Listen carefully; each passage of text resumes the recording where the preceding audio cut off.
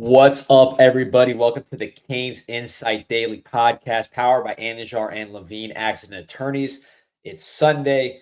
We're going live just because, man, it's camp. Everybody's fired up. A lot of stuff going on, a lot of information going around, a lot of things happening in the world of Canes. We want to make sure, give it to you, answer all your questions, and talk Canes any time of day, any day of the week, especially when camp is rolling. First, talk about some folks who are always rolling. That's Anidjar and Levine Accident Attorneys. If you or someone you care about injured in an accident, you could be entitled to significant compensation. Dial 1-800-747-FREE, 1-800-747-3733. Take back control of your life with Anidjar and Levine. Case 305 says, good afternoon. Does D-Money sleep?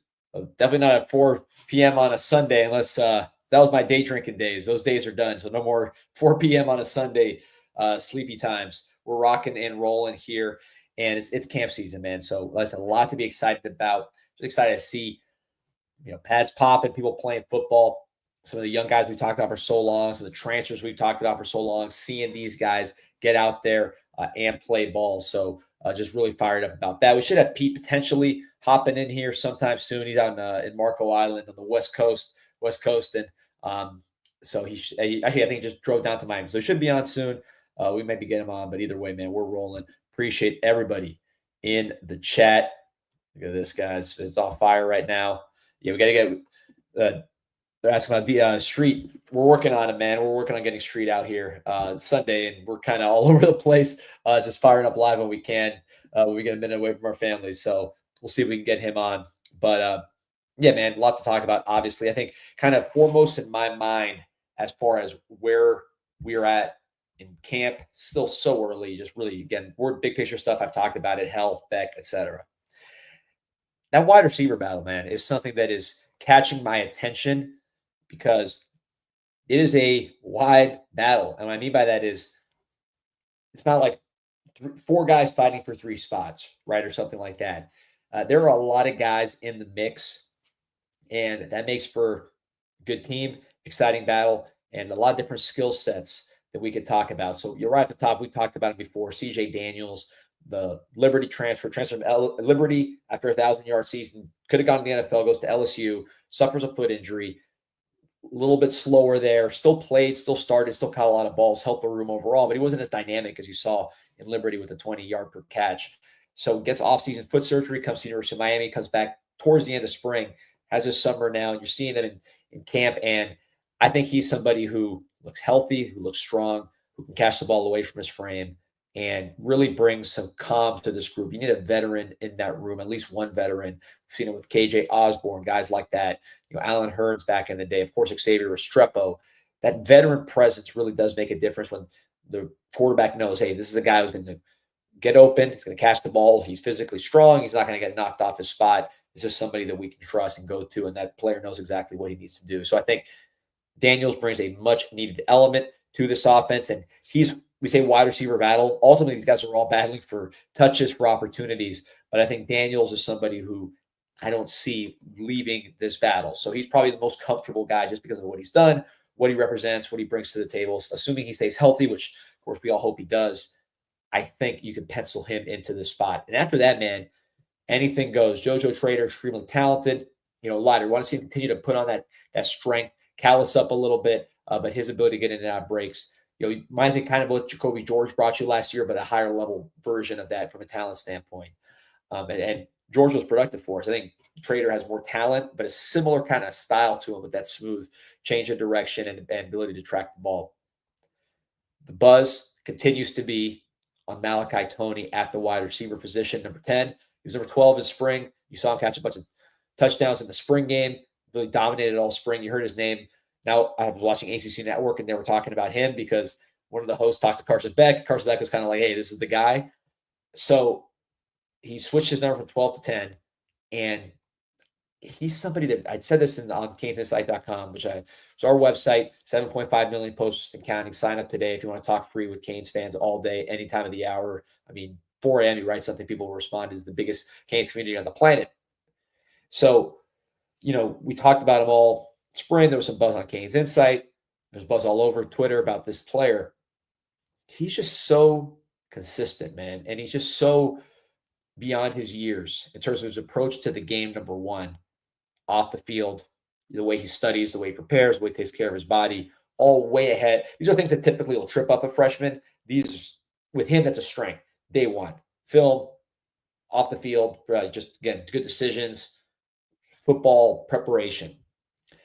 Baseball on the field is a former quarterback. This is a guy who's been a quarterback really most of his life, was outstanding in this. His last game he played in high school was a state championship game, which he won at quarterback, was the quarterback for really that playoff run, and was outstanding making decisions, not even running, just reading defenses and throwing. So the on-field IQ is outstanding. The skill set is good. I mean, he's quick, he's athletic, and all these kind of things, but it's not like Jeremiah Smith last year where it's like you look at him and you're like, okay. It's really the mental part of the game. What Restrepo brought you last year as a senior, you're seeing a lot of those things from Malachi Toney as a freshman, someone you trust. You see him out there, you're not thinking like, man, this guy looks like a flash player, an erratic player, someone unsure of himself or any of that. It looks like a guy that knows, I'm going to get open, I'm going to catch the ball, it's going to be easy. So he has that right attitude, the veteran type of attitude that we're talking about. Then you look at just the opportunity. Restrepo leaves. He was here in spring, so he had to step up. Tony Johnson, who's a veteran, is going to compete with him and is competing with him. Got here a little later, so he's behind in that front. I think he's going to really be part of this battle, but a little behind. Ray Joseph, someone we're going to talk about here in a second. Somebody with a lot of positive development going on. Another hard worker with some quickness. But there's an opportunity in this offense for the slot receiver. Tank Dell, number one receiver in the country under Shannon Dawson. Xavier Restrepo, first-team All-America under Shannon Dawson, sets records. So the blueprint is there, and I think the more I just have my ears and eyes open on Malachi Toney as time goes on, I just think this is a guy that if he stays healthy, right, and that's with all these guys, you're just praying for health and you're praying for nothing weird. I think he's going to be a name that is known probably by the middle of the season. When I say name is known, we all know Malachi Toney. We're Canes fans. People that aren't Canes fans, knowing that name, become more of a household name sooner than later in his career. Just because, again, the mental and the ability to translate that mental to the field, I think is just so far ahead of the curve. So, that's kind of where I'm at on Malachi Toney. But he's not alone. I would say those are the two that right now, August 3rd, right? When's Notre Dame game, right? It's just a few weeks from now, almost 4 weeks from now. So there's plenty of time to figure this thing out. There's injuries, there's all those other things, ebbs and flows. But if you ask me, like, if my career rode on these players, like with these coaches, that's kind of how they have to think. And I wanted to sleep well at night right now, based on the total body of work that I've seen from these guys. Those are the two with Daniels and Toney that I'm putting my head on the pillow and feeling pretty good. But that's a lot to say for a true freshman. So he has to prove it. Everything we see now might disappear when the lights are big. I don't think so, just given that he did the exact same thing in American Heritage, being a youth football superstar and playing right away as a freshman. But you don't know until it happens, right? So this is all we're talking because it's August 3rd. We're getting excited, but none of this is set in stone. It's just where I'm at right now with some of these players who I feel really, really good about, who we're still watching here as they battle. So some other names in the battle. We talked about JoJo, Ray Joseph, very similar to Malachi Toney's up. Very quick, undersized, South Florida receiver. Not undersized, but smaller receiver. Very quick, very high IQ type player, works hard. He's been building and building. I think there's been times where he looked like he was going to make that leap and then just didn't happen. Just didn't look as quick and dynamic as he has in other times. You look at spring and to now, I think he's really been on an upward trajectory, Ray Joseph, in terms of just maybe look, some of this might just be we're not seeing him wear that number 35, right? So that number messes up a lot of perceptions. But he's somebody that every time I see him, just looks a little quicker, more sure of himself, more dynamic. And I think he's somebody that is competing more so at receiver than returner, but he could be a potentially a returner as well, like he was in high school, like he was last year. But I really see a receiver, him starting to fight his way into that battle. We mentioned Tony Johnson. He's a veteran, but he's still kind of learning the offense as well in that slot. As coming from Cincinnati, he was not a spring enrollee, so he's still kind of getting his feet wet. But he's somebody with just a glue guy. Lead touchdown led Cincinnati, I'm sorry, touchdown receptions. This was as a Power 4 player, right? So Cincinnati, part of the Big 12 now. So he's Power 4, led his team in touchdowns. This is a pretty good player that just have as one of the names as opposed to someone that you're relying on necessarily. So, I think that's one to keep an eye on. Keelan Marion, the wide receiver from BYU. I am extremely excited to see his progression August 3rd to the end. He has great size. He's strong. He's about 200 pounds. He's kind of like a wide receiver running back hybrid. When you look at just his strength, he's not the shortest. He's taller. He's like a good, 6 foot, 200, I would say, or high 190s. And I think let me see what his graduating class was, because this is an older player, like a lot of these players that we're talking about. There's a lot of 23, 24-year-olds on this team. So Keelan Marion, when he came out of high school in Georgia, was class of 2020, right? So same class as Carson Beck. That's a 6th-year senior at this point. Just for some perspective, that was the year we signed Restrepo, right? So it's like if Restrepo had another day, another season, right, to do his thing. But yeah, I like Marion, like what he can do. Kyle mentions Marion on jet sweeps will be a weapon. Absolutely. He can make some contested catches. He can do a lot of stuff, man. He's somebody who I think he wants to prove that he's a real receiver and he's not just an All-America returner, which he is, first-team All-America returner coming out of BYU. He wants to show he can do more than that. That's what camp is for. He's in the mix, though. I think he's going to have a very good shot at receiver as well. Keelan Marion. Another very popular name. I want to get to this guy before we move on, which is the Chance Robinson, right? So Chance Robinson is really a very popular player. Maybe one of the most popular players that there is on the team for whatever reason. We did a video. We get questions about him all the time, like nonstop. We're getting questions about this guy on the live show, me, Pete, on the street, whatever. He's been injured. He hasn't played. So I don't like getting the questions. I don't have a good answer other than I'm just as curious as you are, right? He hasn't played. Injuries here and there, nothing catastrophic, but just he hasn't been able to get on the field. He's healthy. He's practicing, and he's making plays. Had a couple of nice plays over since I've been able to see. Can't get too many specifics on everything, but he is somebody who is out there. You're feeling his presence, which is before he was just someone you heard about, and you see him on the bicycle or whatever, warming up, doing his stretches to the side. He's in the mix. He's going to be competing. Another guy in that class, from the 2024 class, you had Jojo Trader, Chance Robinson, Nye Carr, now wearing the number 12. There's just a number shuffling. Tony's 10, Brock Schott's number 19, and then Nye Carr is number 12.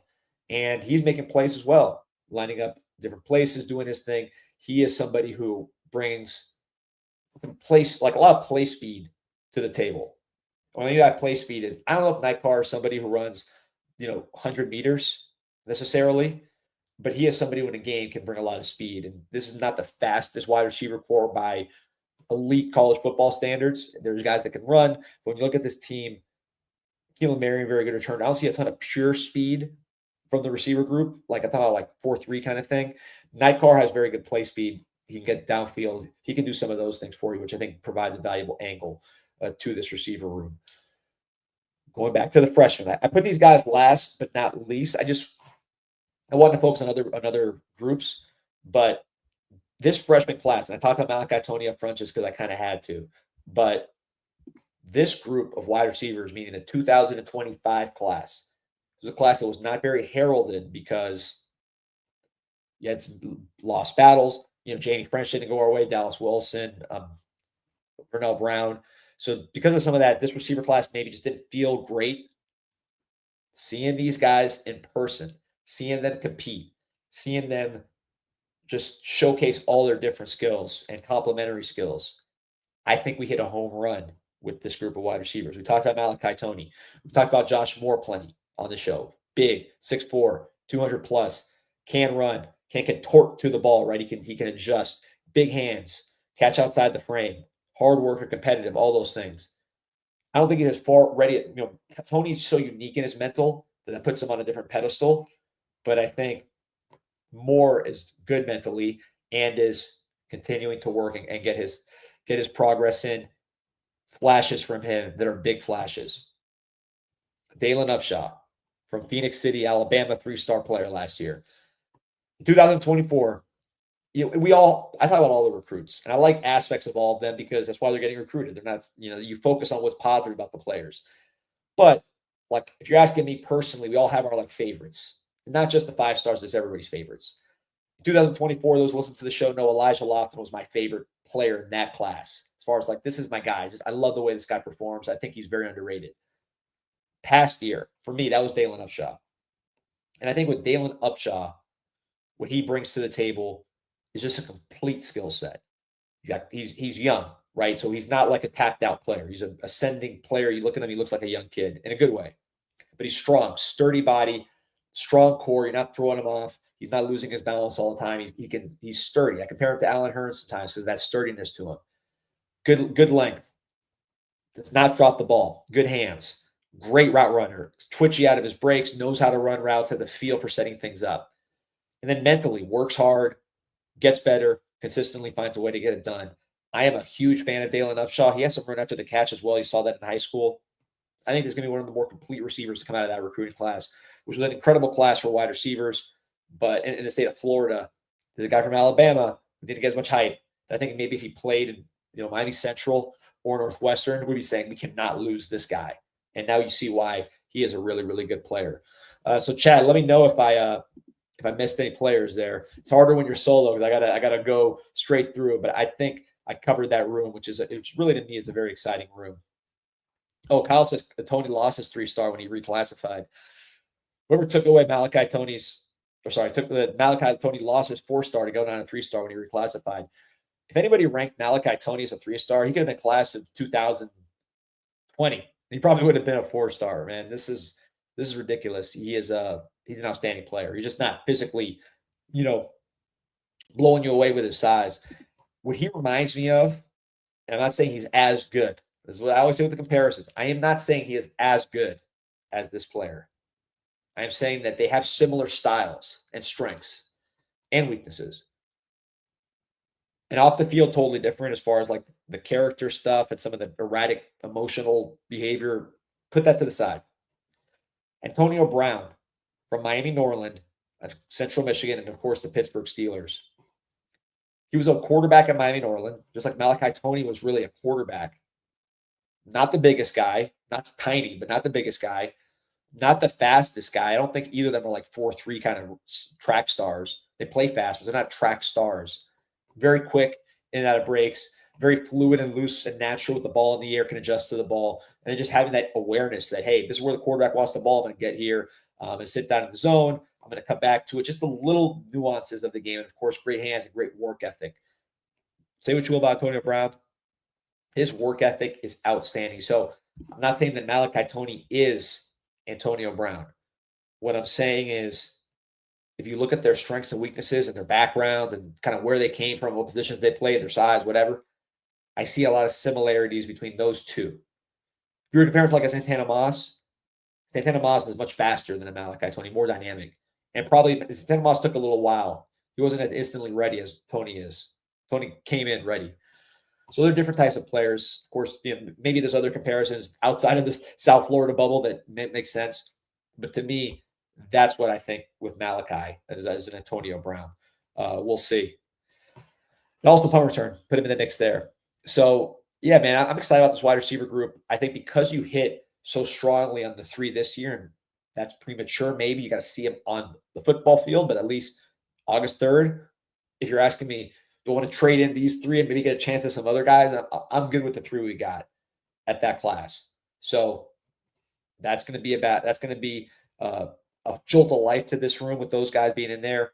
Then you obviously got the class of 24 guys between Carr, Trader, and Chance Robinson want to secure their spots. And then all these transfers doing their thing. And Ray Joseph, the old man, class of 2023, doing his thing. All right, goes to Devon Donaldson asking, let's get to some questions now. I was going through the receivers. Now I'm going to hit some questions, so go ahead and throw those out there. Actually, wait, hold on. Before we get to the questions, I want to get to this one comment. I'll get back to you, Ghost. I want to get back to this comment here. Where is my guy Ryan Bofill in the chat? I see you. All right, there he is. Hold on. Had Islas Canarias for breakfast. Always top tier. Don't talk to me. Don't say I'm just doing it. Listen to Ryan Bofill. Islas Canarias Cuban Express, 40 plus years, the #1 Cuban restaurant on planet Earth. 7 different types of croquetas. You see the sandwiches, you see the empanadas, you see the fries, tostones, little burritos. I mean, you name it, they got it. All the different types of coffees. Anything that you want that is Cuban, and not even that, plus Venezuelan, plus some other stuff, you can get that at Islas Canarias Cuban Express. Listen to Ryan, listen to me, listen to everybody in the comments that ever goes to Islas Canarias. They'll tell you what time it is. Islas Canarias Express. Right, saying Boleno 6, my dude. Hey, I know. I can tell. But yeah, if you're a Belen, you know, but you don't have to be a Belen because you're right there in Dayland Mall. You're right there in the middle of the city, and you'll be able to easily access that right there on the Metro Rail station. T-Love, obligatory Chase Smith question. Is he in the too deep? You know, I don't talk too much about depth charts as far as specifics, but I mean, yeah, Chase Smith's in the mix, no question. Chase Smith is he's not third string, I'll tell you that. He's in the mix. Big guy, experienced, new system, so he's also kind of showing, like, you know, if you're Heatherman, you don't know anything about any of these guys. It's not like you recruited Chase Smith. It's not like you inherited Chase Smith as a freshman or something. Like, this is your first exposure to all these guys. You weren't there when he was injured. You're just kind of evaluating what you're looking at. So he's in the mix with a lot of other players that are being evaluated by Coach Heatherman. He has a lot of length and some traits that I think Heatherman likes: the pass rush, the size. You saw what Chase Smith did in that first game against Florida, making a couple plays. You'd like to see more of that, obviously, but he's there and he's competing. SB Kane asking, what are some negative areas or much improvement is needed by the Notre Dame game? Similar question from Goes in the Bump on some most weakness of the team. So here's what I'll say. August 3rd, you know, they're not really getting too physical yet. Today was probably, well, I can't talk about practice. I apologize. But the physicality is picking up a little bit. So what you're seeing is a very early part of camp. And, you know, I am not sitting there with coach's film really sizing up every little detail. So it's more big picture thoughts. But what I'll tell you is I think there's question marks about the quarterback because he's a new quarterback. I'm pretty confident in him. I think he's going to be outstanding. But, you know, uncertainty at that position. I bet on it, by the way, pretty hard, but uncertainty at that position. Defensive back, you were so bad last year. These are all new players. There's uncertainty at that position, particularly at safety. But again, I'm pretty confident in that group. And then kicker, right? You have a new kicker who didn't play well last year. And another kicker who's more a touchback guy, hasn't played a lot of kicker. So naturally, there's question marks there. And there probably will be question marks until that kicker lines up and kicks a field goal in Hard Rock. And if it is Austin that wins, sorry, Bert Auburn that wins the job, is he going to be the guy that was in 2023 or is he going to be the guy that was in 2024? I mean, we don't know. I couldn't tell you here. Oh, wait a minute. Hold on a second. It's Sunday. So you know what that means. It is Sunday with Street. Footballville's own, the legendary, more followers than you can count, Daryl Streeter. What's good? What's good, man? Doing great, man. Hey, I'm sorry I'm so disorganized, man. It's the weekend, so we try to get in where we fit in here on the weekends. I could get away from my kids for an hour and record this one. So the time is a little off, man, but I appreciate you being able to find us, get some time, and jump on here, man. We really do appreciate it. No, man, I got some time, man. I mean, have fun when I jump on here, bro. No, man, have fun when you're on too. You know, I was at practice today. And somebody came up to me. He's like, man, when are you going to get Streeter on, man? We love those episodes. So he'll be happy listening right now. But listen, so just big picture. I know you've been out there a bit. You've talked to people. You're always listening. You're always having those conversations with the villains. I'm sure you'll talk about here in a second. You got the chat's already going crazy. So first couple practices. I know it's early, but just, you know, some initial thoughts about things that are sticking in your mind. the music, one thing is maybe a small thing, but the music isn't blasting like it was before, and that atmosphere. I don't know if it left with Cooney. I don't know what the fuck happened. I don't know. You know what I'm saying? But that atmosphere when Cam Kitchens and and Cam and James will be dancing, and that's not there. That's not there. It's a lot of teaching. It's a lot of yelling going on. It seems like an experienced bunch, and you could feel kind of the competition, right? You can feel kind of the intensity and the competition, because I think the transfer portal has created depth, and depth and talent creates competition, which I believe competition is what develop kids, right? I don't always think it's some coach with cones and shit out there every day. I think Clinton Portis having Frank Gore and Willis McGahee push him, develops him to stay on top. I think a Malachi Tony pushing a Ray Ray develops both of them. Yeah, it's an uncomfortable feeling, but we forgot. I mean, D-Money, we forget when Frank Gore was sitting on the bench, just twiddling his thumbs, playing with his gloves because of how deep the team was. Right? Yeah, I mean, so that's what it is when you're recruiting at high level and you have a roster like Mario's been doing the last 3-4 years. So now you start creating these uncomfortable conversations and uncomfortable competition, and everybody's pulling for their guy. But that's what the good teams look like when it comes to rosters. You know, it's interesting. So you talked about the music. I thought at first when you said that you were talking about, like, you know, when they blast the music when you're for like the road games and stuff like that. So I was like, oh, well, no music because we're at home, right? But then as you kept talking, I realized what you meant was, yeah, like the kind of that loose kind of dancing around, like having fun, kind of doing it for the gram. Yeah. It is right. It's physical out there, man. No question about it. And I want to ask you, so before you hopped on, I was on the wide receiver group. A lot of guys that I'm sure you hear about when you're doing your chats with the villains, and you'll talk about about what you do with the Discord and everything else. But I always hear about guys like Chance Robinson, Ray Joseph, and JoJo Trader, the local guys, right? Malachi Tony. That's a battle that's very interesting to me. I thought about it for a while. Name that kind of is jumping out on my end, Malachi Tony, right? This is somebody who just seems beyond his years. He talked to his mom. I feel like she knows more football than half the people in the stands, right? That. She does. And it rubs off on the kid. I mean, he is a football only. I've never seen him do anything besides, practice football, talk about football. You hear that he's just kind of locked in that way. So what can you tell me about Malachi and just this receiver battle in general, and how you're sizing up with so much local kids that you've known for a while?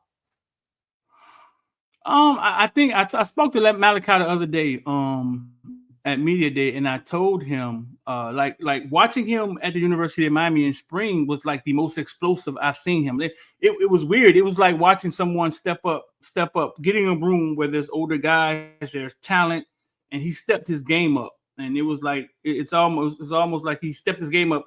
Like, oh, all right, listen, I'm in this room, but these guys don't scare me.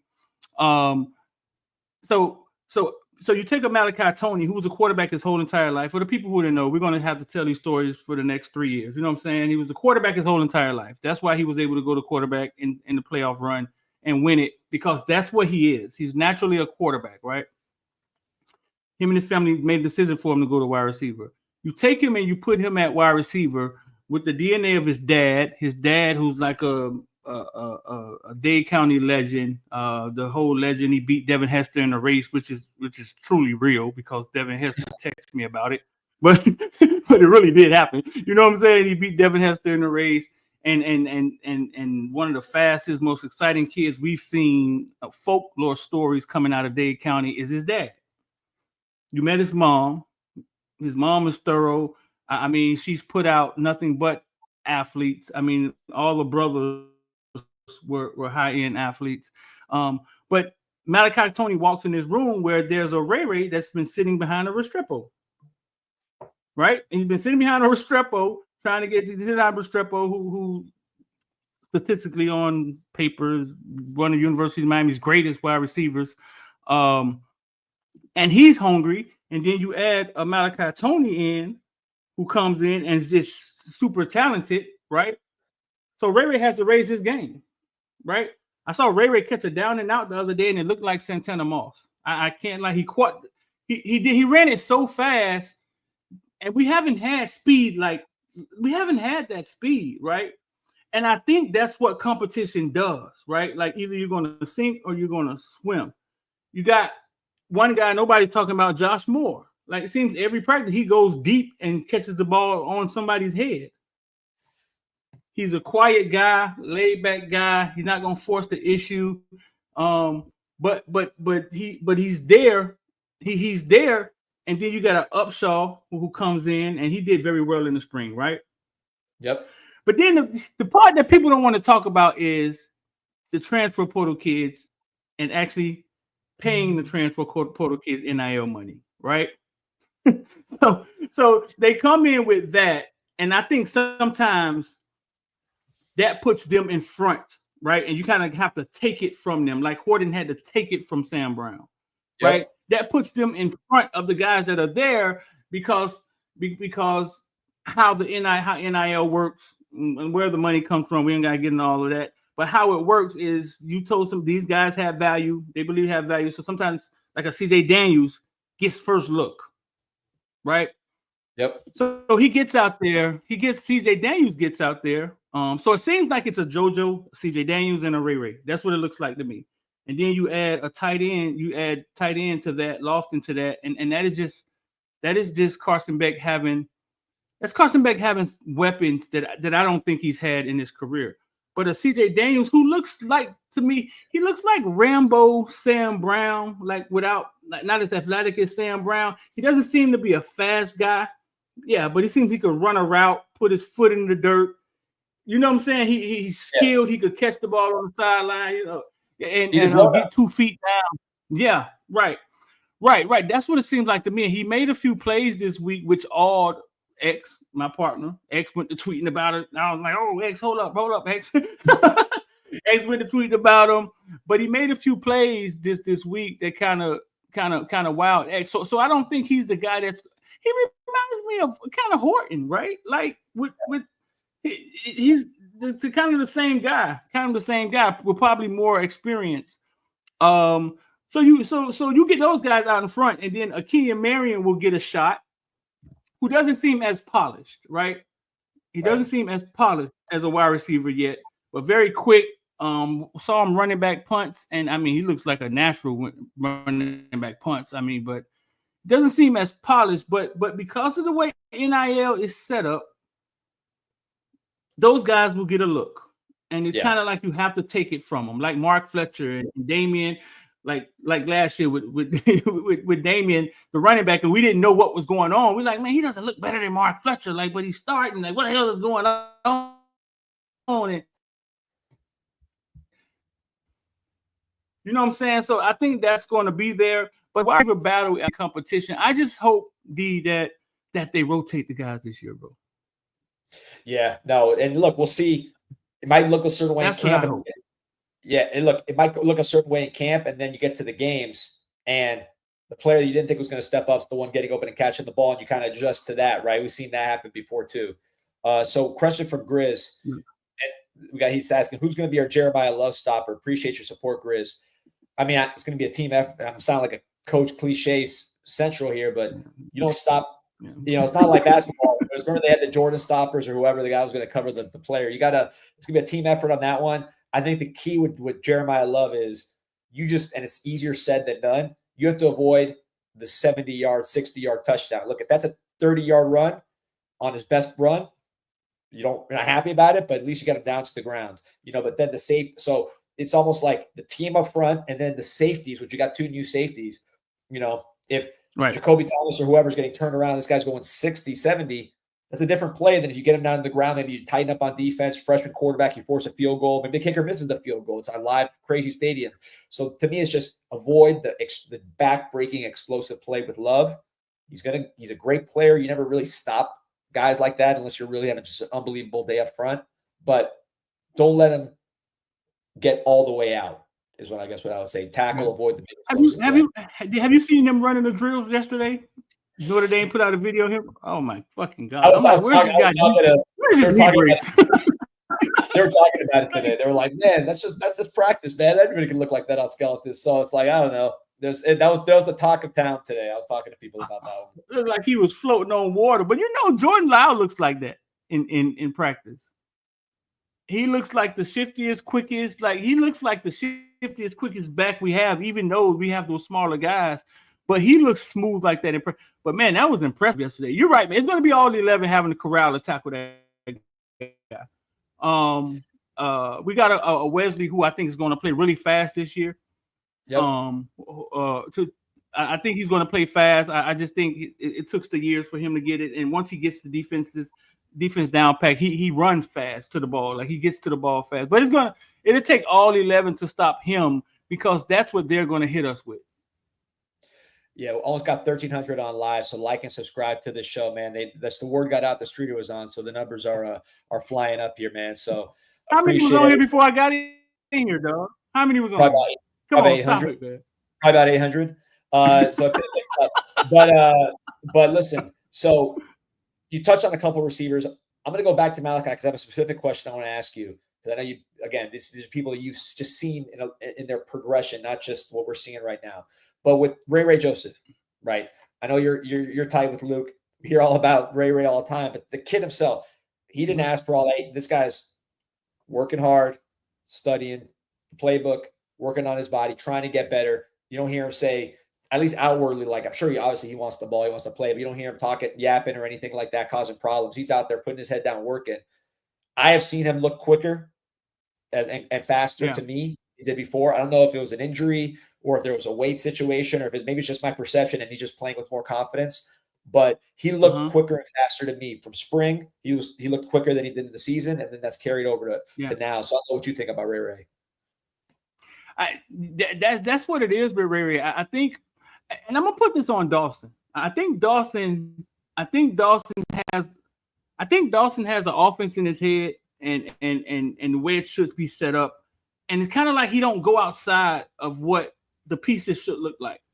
So a Ray and a Brashard Smith and a Chris Johnson, I think it's hard for him, but not so much Ray as much as those two to put those guys in. I think Ray is a guy who you have to put the ball in his hands.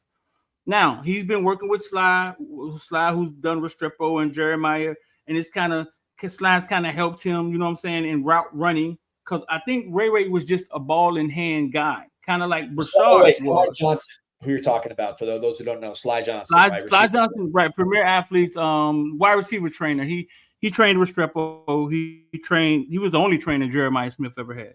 JoJo is a disciple. Chance is a disciple from. So all those guys came through Sly, and I vouch for him, his concepts and things.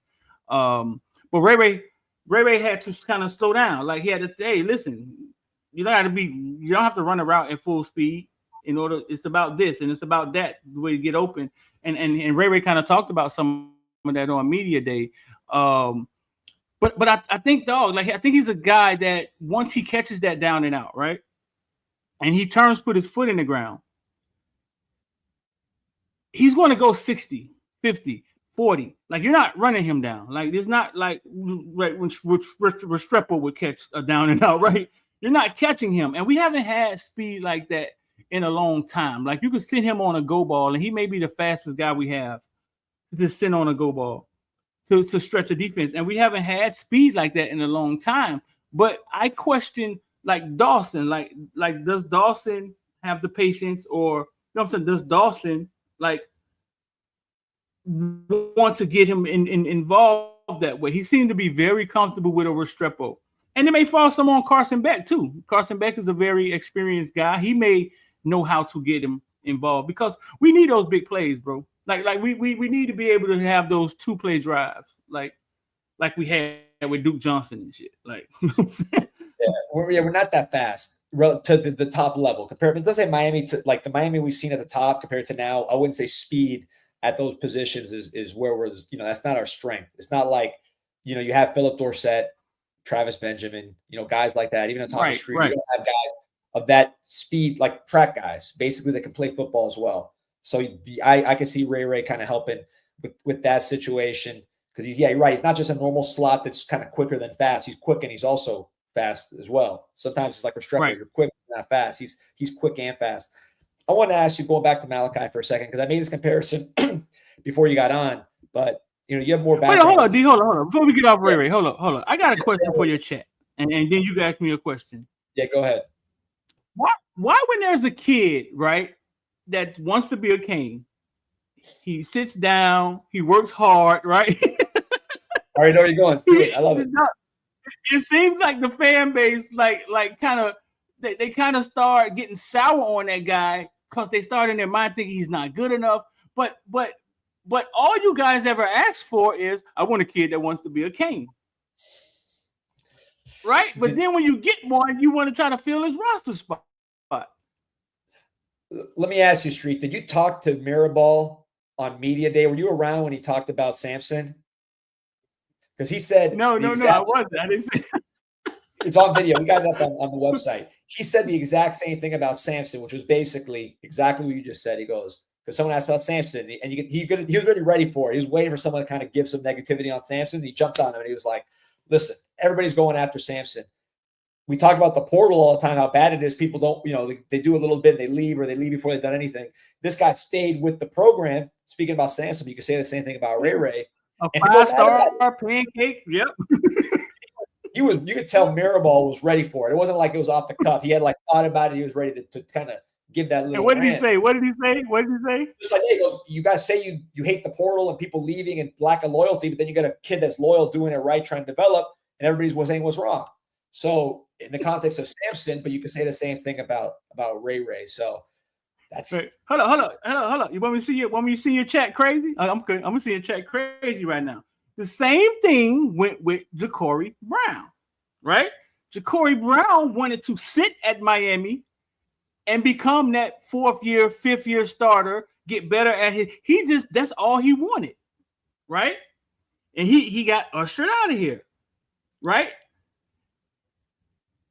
For everybody who needed Ja'Cory Brown update, he's UCF starter this year. They brought in 2 guys to take his position. He's going to be the star. So that's when the question first started at. I'm glad that Mirabal said that. Like, why would you get a kid, right, that wants to be a Cane? He wants to sit down. You know what I'm saying? He wants the fan base. They want to. The first thing they start thinking is he sucks, or I don't know. Like, get him out of here. Like, he's taking up space. But he wants to be. Some of these kids perform in their 4th year, their 5th year. Carson Beck got on the field 3 years? Yeah. Uh-huh. Yeah. It took him his 4th year. So that is a good question for the chat, dog. Huh? It was his 4th year. He sat out, redshirted, back up for 2 years. Then his 4th year as a redshirt junior is when he got on the field. Yeah. For 4 years. Yeah, I'm gonna say I sent your chat crazy with the Ja'Cory Brown shit. They're gonna be talking about that for the rest of the night with the Ja'Cory Brown shit. So I just sent you. Hey, no, let's talk about this. It's funny. I know, obviously, you caused a stir last time. I was standing next to you, I think, during the spring game when he made those plays, and you were kind of like strutting around. Remember that? Because that was after it already kind of you dropped the ball on it, and he had a really good spring game. I remember the order of that, right? I remember seeing you after that. I always liked Ja'Cory. I mean, I saw him in high school. I thought he was really talented. Just a big, strong, athletic kid. You could tell he liked football. He was tough. He ran people over. He had the HBK. I mean, that's pro wrestling. That's my guy, Shawn Michaels, a Heartbreak Kid. So he's a wrestling fan. So he got a bonus for that one with me. I will say, to be fair, he did not have the best spring that year, right? That year, he did not have the best spring. I always thought he had ability. Truthfully, to me, I think it worked out for him because this UCF offense, I mean, we had an offense kind of built around Cam Ward last year. So let's say Cam Ward gets hurt. Thank God he didn't. Ja'Cory would have had a whole different situation. Whereas if he's a starter, you could say we're going to build around Ja'Cory. But as a backup, that's a little trickier. You've seen that happen in the pros sometimes where it's hard for the mobile quarterback to be a backup because, if the starter likes to sit in the pocket more, or at least pass more than run, you have to switch the offense to the backup. So you see that sometimes. I think he made a good decision going to UCF because he does have a talented arm. He did. He has the mind of a quarterback and he can run. I think Frost Yeah, they sent 2 guys in to basically take his position. They transferred 2 guys, and I mean he's out. He beat them both out.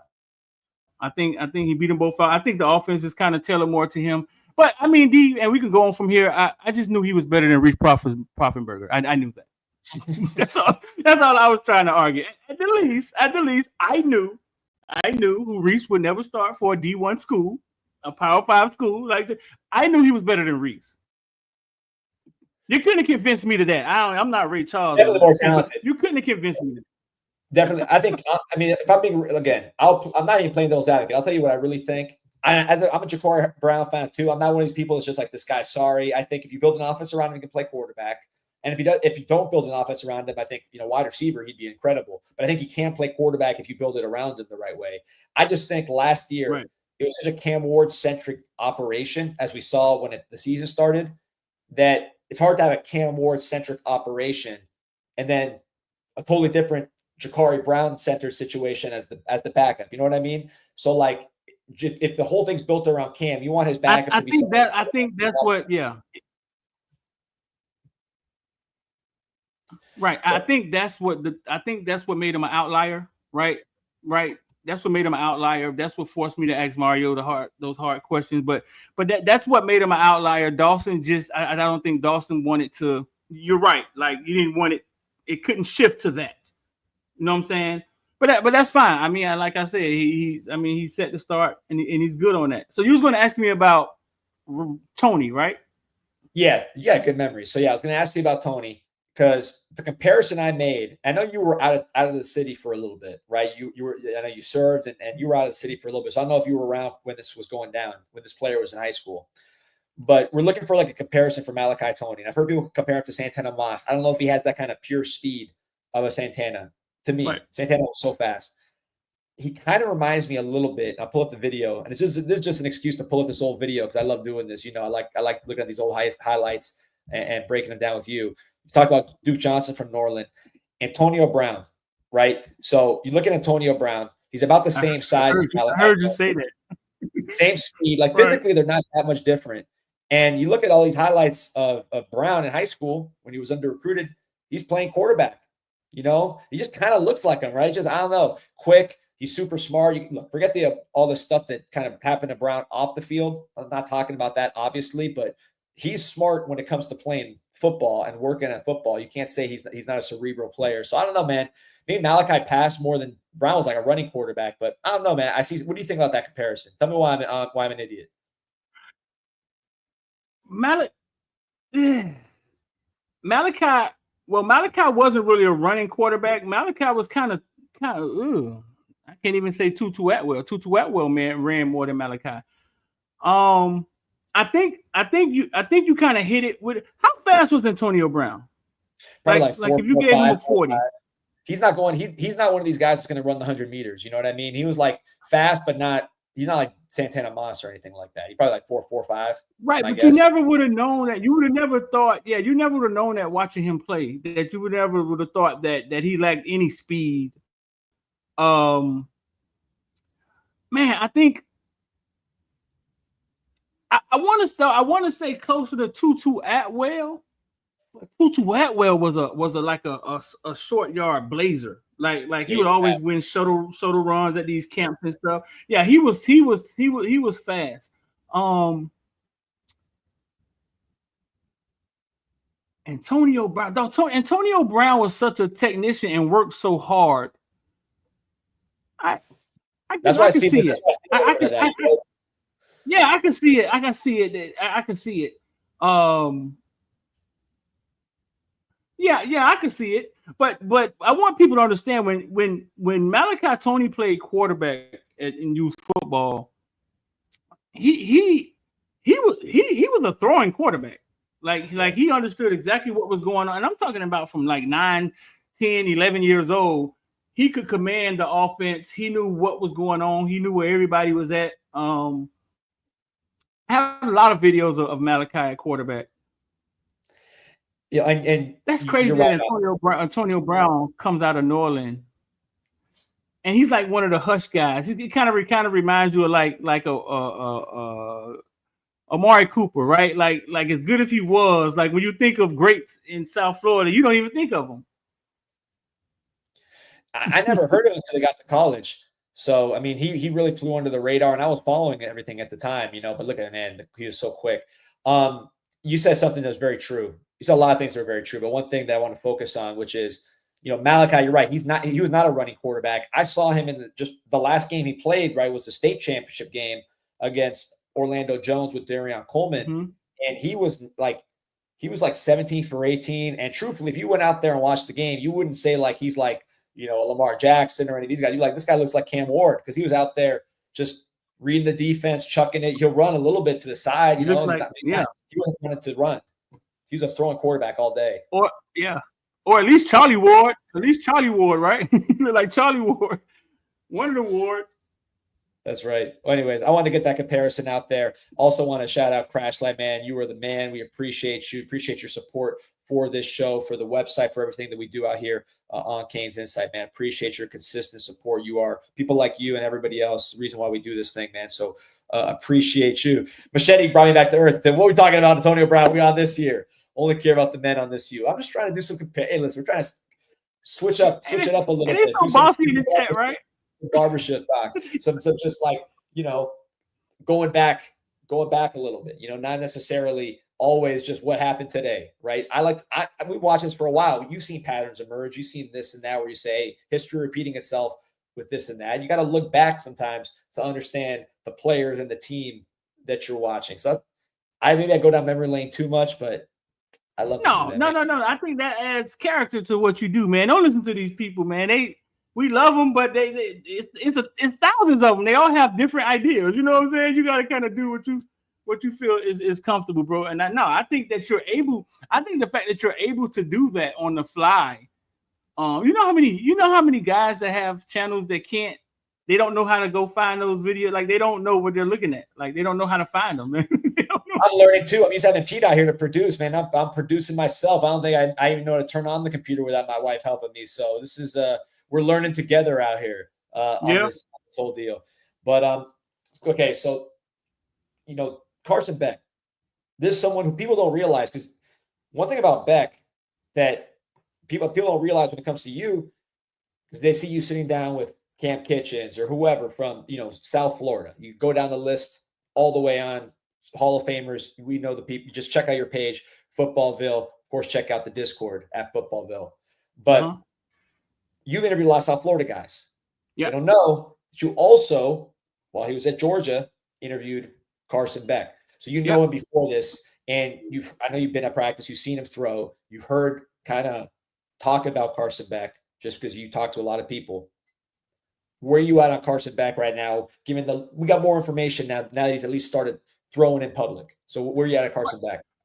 I think when I put out the video, I mean, I think it's maybe up to 8,000 views or something like that. A lot of people enjoyed it. Some people was like, "Oh, Street, why you didn't ask a Miami question?" It was 2 years ago.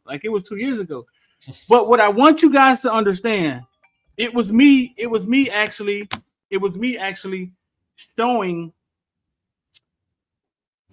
I'm showing you what he was saying before he got to start. So think about this. He was talking about his whole journey right before he got to start. This was months before he got to be the starter. And he talks about everything he'd been through when he thought he was ready, when he knew he wasn't ready, when he thought he was ready, and that whole journey. And then so I'm like, hey, listen, you about to start. I saw you at spring. You carved up this damn defense. But think about everything, cause think about everything he'd been through up until then. And you're like, damn, he was experienced. He was experienced the first day he started. And then you think about who we have. You know what I'm saying?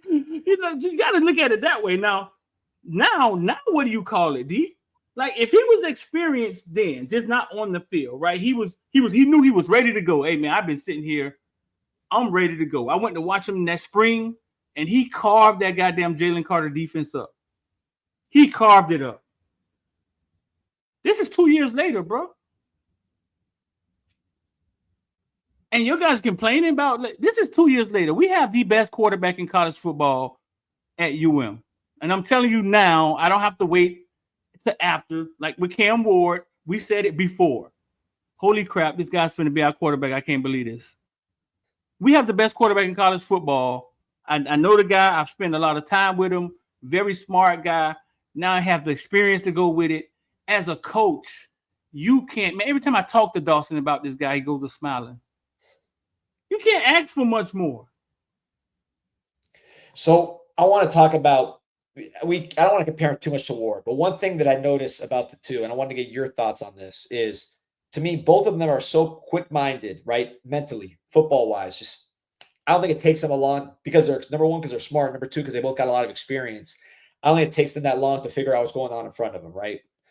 The difference I see is that Ward will take that information, but he'll hold on to it because he knows, hey, if someone comes through, I'll get rid of them. I want to hunt down the field. I'm going to buy the time I need to go down.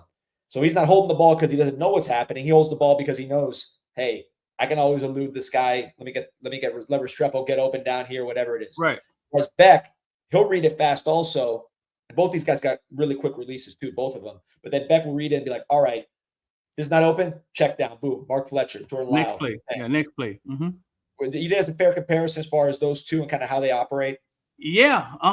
Right. Just two different type of quarterbacks. I'll ask people this. Here's a question for you. If you had to win a national championship, right? And you had the same wide receivers, the same squad that we had last year. You got to win a national championship. Who would you choose to be your quarterback? Ken Dorsey or Cam Ward? I'm going to say Cam Ward. Personally, I know what you're getting at, but I got to take Cam, man. Put Cam Ward on Andre Johnson. You kidding me? We watched Ken Dorsey make all the right decisions, right? None of it was flashy. None of it was, you know what I'm saying? But dog, he was a great quarterback for us. He made all the right decisions. And with one game on the line, right? It's a question. It's a question you got to ask yourself, right? It's like, yes, Cam Ward was this exceptional talent who sometimes forced the issue, which came out, worked in our favor. It was great to watch. It was a great to experience. But I just want you to realize that you could have two different type of quarterbacks and still be great. There was no Cam Ward in the college football playoffs. That's a great point. There was nothing close to a Cam Ward. We've had this conversation in the Villa membership numerous times. Let's go through that because I think you made a great point. I wanted to just kind of walk through it so we could see. So you had the team that won, Will Howard. I think we all agree he was nothing special as far as the talent. Riley Leonard for Notre Dame couldn't really throw. Drew Aller has a lot of hype when it comes to NFL because of his size and the arm, but he's not really doing much as far as making big plays at college. I don't think he did much in the playoffs as far as anything close to what we saw from a Ward, right? Boise State, they didn't have a quarterback. Clemson, Clay Cummings, okay, he's getting better, but he's not a physically dominant player who took over the game single-handed. Quinn Ewers, I thought, really wasn't very impressive. Yeah, something happened to him. I don't know what happened to him, but something went right with him. It physically doesn't seem like he's where you think he would have been. Kevin Jennings from Southern Methodist, you certainly wouldn't say he's anywhere near a Cam Ward. You saw him in the playoffs. Indiana had Curtis Rourke, Dylan Gabriel for Oregon, which is certainly not athletic and talented to the level of what a Ward is. I mean, I think I just went through everybody. Maybe I left out a couple, but I don't think I left up anybody that's in the conversation with Ward. And that's what I'm saying. There was no Cam Ward in college football playoffs. I was invited to Texas, Ohio State, right? Jeremiah Smith family reached out to me. His dad was like, "Hey, I got you a ticket. Let's go." Damn right, I'm going. And that was the game that they bracketed Jeremiah. He couldn't get open. You know what I'm saying? But what I realized in that game is that they bracketed Jeremiah. I ain't gonna say he couldn't get open. They bracketed him, and his quarterback. This was the first time I realized this. His quarterback chose not to throw the ball that way. He was like, "I'm not dealing with that." And when he did throw it, he threw an interception. And that's when I realized that, damn. So sometimes when a wide receiver gets shut down, like it's the quarterback deciding not to, like a Marino will force the issue. Cam Ward is like, "Fuck it, we don't care what y'all doing. I got a hole. I'm gonna get the ball in there." He decided not to throw the ball that way, and that is the level of quarterback that Ohio State had. He didn't want any. He just kept on the ball to take to Cornell Tate. That kid won the damn national championship. You know what I'm saying? They won a national championship with that guy. Yeah. Yeah. So you don't need a Cam Ward to win. Carson Beck experience is what I think Dawson gets so happy about. Is what I think makes him feel good about is that Carson walks in talking about things that nobody in that room has experienced. Yep. And you talk about, go ahead. And I talked to him. I mean, I talked to Carson and he's played in some huge games.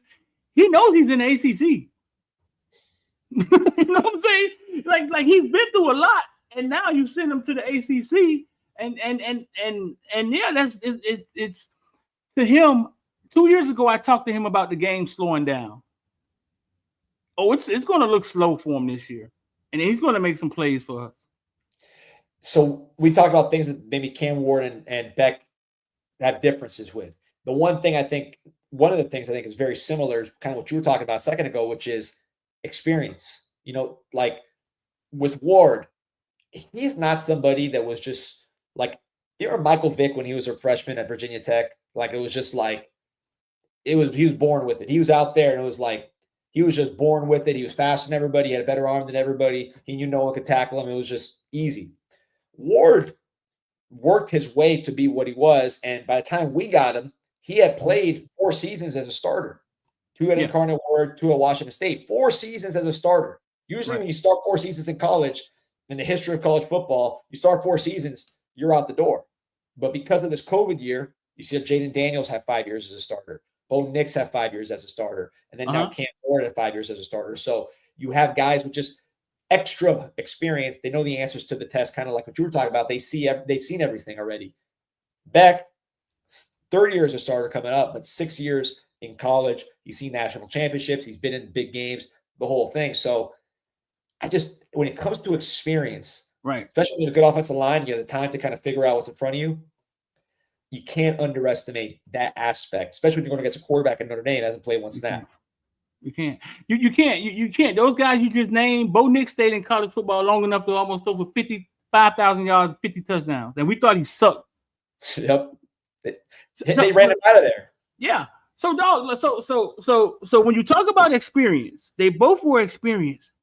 But even Cam Ward had never faced down at Alabama 21-zip on national TV. Even Cam Ward had never been with the college playoff on the line, national television. I'm down 10 points to Alabama. You know what I'm saying? Even Cam Ward didn't come here with that. So when Carson Beck walks in the room and he says, man, listen, first we got to believe. Those guys looking at him have to believe him because he's been there. We all was watching him down 21-zip at Alabama, fucking Jalen Monroe dancing in the end zone. Like, we all watched it. Yeah. He should have won that game. If the defense gets a stop, it's not just, hey, he had a great comeback and they lost. It's they won. His last play really, was a touchdown. He should have won that game right there. So yeah. So and that's what Dawson told me. Like even with Cam Ward experience, he didn't come in with that experience. You know what I'm saying? He didn't come in like there is no quarterback in college football that has the experience that Carson Beck has been through. Scrutiny, media, all that stuff, the Lamborghini, the girl, he's getting criticized a lot. So that's all been part of the equation too. The worst thing could come out of this is Carson Beck go first round and fucking Dawson goes to the Giants. And now we got to start over again. That's the worst thing to come out of this, D. Well, you know what though? Let's say that happens, which sometimes when you're successful, things happen, right? Alabama lost a lot of coaches when they were winning championships because, you take the coaches from the teams that are winning, right? So it's a bad problem. It's a good problem too. But I'll say this, if that does happen, which I think very realistic, right? He goes first round. Dawson says, I'm a head coach. I'm going to the NFL, whatever it is. Now, if I'm looking for a new offensive coordinator, I'm looking for a new transfer portal quarterback. If you go in that direction, if you're a transfer portal quarterback and I say, hey, my last 2 guys went first round, now you're the guy, you gonna say no to that, right? Yeah. So, offensive coordinator, you say, hey, you're the hot offensive coordinator at a smaller school. You can come here, you're gonna have good offensive line guaranteed. You really don't got to recruit. Mario's going to recruit everybody. Plus, you just got to talk to one quarterback. We're going to be getting the best portal guys. You're getting veteran guys to run your system right away for the most part. That's a pretty good job, I think, for the next guy. So you think the job will look so because I mean we may be bringing in Austin or somebody who knows next year. You know what I'm saying? But you think the job will look so good, right? You know what I'm saying? Jacory may be out of eligibility, but you think the job will look so good that we will finally get that big time OC. We can finally get that guy because it's almost like, hey, listen, they're going to get me a quarterback, or at least they got one in the stable. Like Bird keep talking about Luke Nickel or somebody's Emery sitting back there. Like, so maybe that may open up and it may be like a job that guys want to jump into. I just think offensive line. So let's say you're an offensive coordinator, right? You know your plays. You have the plays. You have the feeling of an offensive. You trust your ability. If I think I'm the best offensive coordinator in the world, and I go to a team where they can't block anybody up front, your skills are not going to show because I don't care who you have a quarterback. I don't care how good your plays are. They can't block them. You're done. So to go into a place where the offensive line is going to be there, now it's like, all right, at least I know I'll be able to run my offense. And if I got a veteran quarterback kind of knocking down my door, I can kind of take my pick and say, you played however many games, 30 games already. I don't need to bring you up to speed like a pup. Now you're just calling plays, man. It's easy, I think, in that respect. No, I mean, that makes sense. That makes sense, though. Listen, I've had you for like 50 minutes. You're the man. I don't want to keep you too long. Before we go, number one, plug your stuff. Plug all your because you're a multimedia situation here. So plug everything. and then probably would just give me a final thought for the Canes fans that they're hearing you preach here on Sunday. Bro, listen, it's 12-11 wins. I can't. This is, even though we had Cam Ward last year, this is Mario's best shot. And I think things should trend up this way, right? This is his best shot to win it all.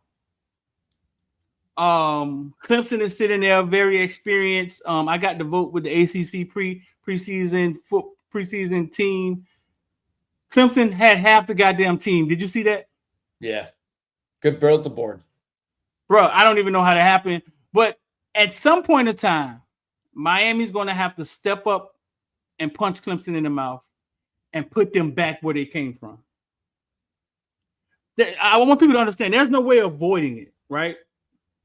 And what I'm saying is a team that won 10 wins and then you add a Carson Beck to that. I don't care who the hell Clemson has. That's your best shot to today. Period.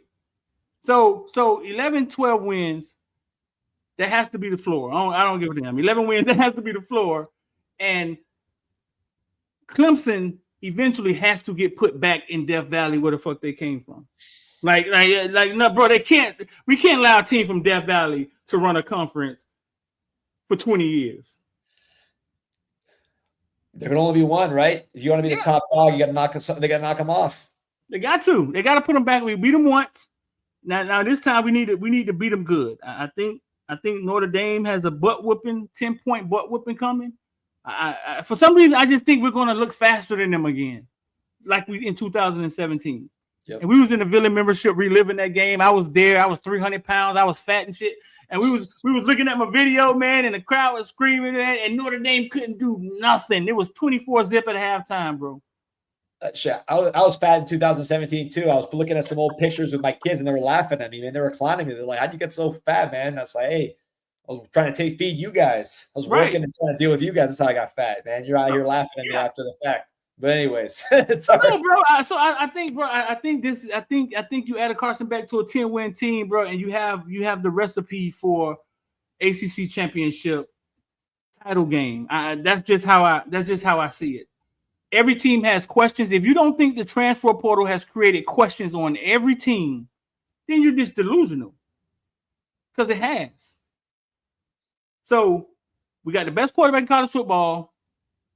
I don't think you could be asking to be sitting in a better spot as a Miami Hurricane.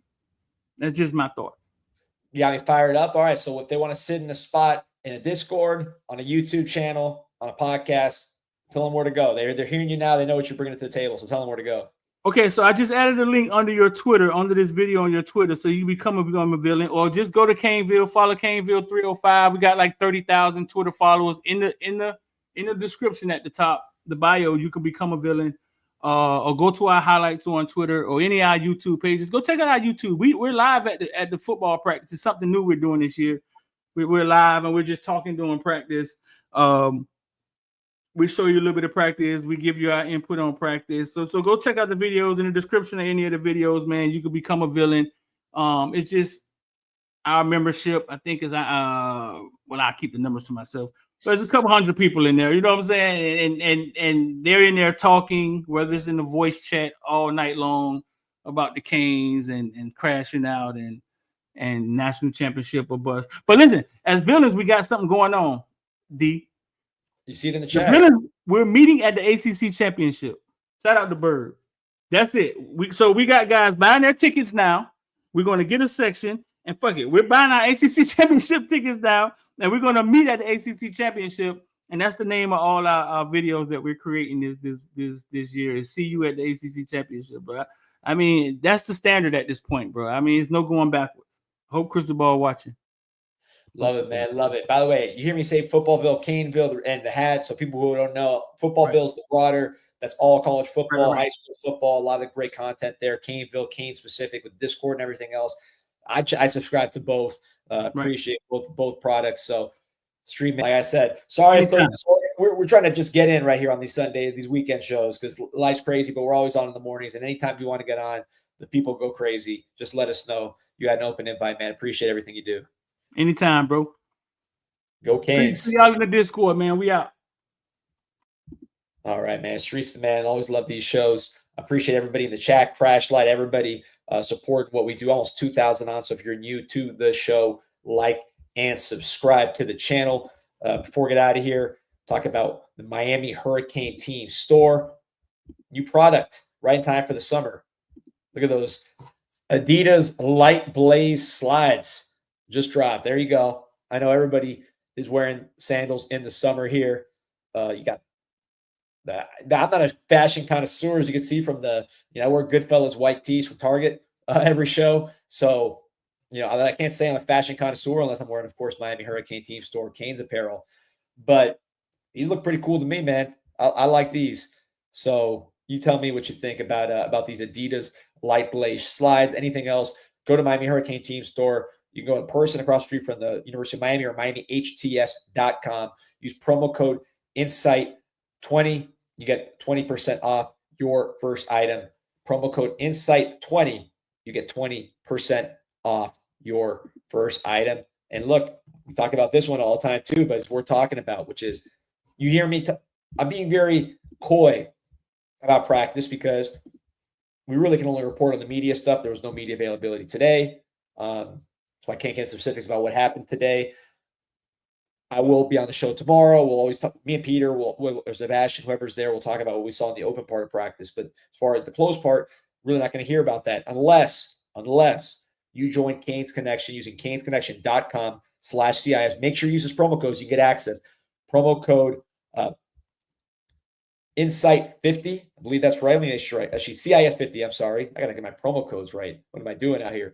CIS50. Let me say it again. I messed up the first time. CIS50. And that's going to get you 50% off first month of any Canes Connection membership, any level. And any level that you join up at, you will have access to those private Zooms, which you do every single week during camp, talking about practice, specific plays, specific answers, specific questions. Only for Canes Connection members, those who are paying money to win that 6th championship, be part of the solution. CanesConnection.com/CIS, CIS50, 50% off your first month. Be part of the cause. All right, fellas and ladies, appreciate you. Almost 2,000 on like and subscribe to the show. See you on Monday. Go Canes.